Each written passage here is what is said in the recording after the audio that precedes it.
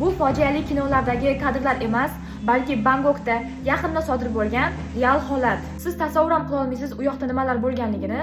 Hozir sizlarga tezda tushuntirib beraman. Bangkok markazida kupa kunduzi o'z-o'zidan yer o'pirilib, bir zumda kattagina chuqurlik hosil bo'ldi. Bir necha daqiqada ushbu chuqurlik kattalashib borib, hattoki uning uzunligi 50 metrgacha ham bordi. Bu vaqt davomida mashina yo'llari yopildi, mashina qatnovlari mutlaq to'xtadi va odamlar ushbu joydan boshqa xavfsizroq joyga o'tishga harakat qilishdi. Ma'lumotlarga ko'ra esa, ushbu yer o'pirilishiga sabab deb birinchi o'rinda shaharda yangi metro tizimi qurilayotganligi, undan tashqari esa yangi quvurlar o'tkazilayotganligi deb aytildi. Chetdan qaraganda bu xuddi filmlardagi holatga o'xshaydi, lekin aslida bu real vaqtda sodir bo'layotgan hodisa. Lekin mutaxassislarning aytishicha, Bangkokning boshqa joylari bunaqa halokatlardan mustasno emas ekan. Shu sababli do'stlar, Tailandga o'qishga yoki aylanishga borishdan oldin mana shunaqa holatlarni ham hisobga olish kerak. Va bu bo'lib o'tgan voqea bo'yicha o'zingizlarning fikringizni kommentariyada yozib qoldiringlar va keyingi videolarda ko'rishguncha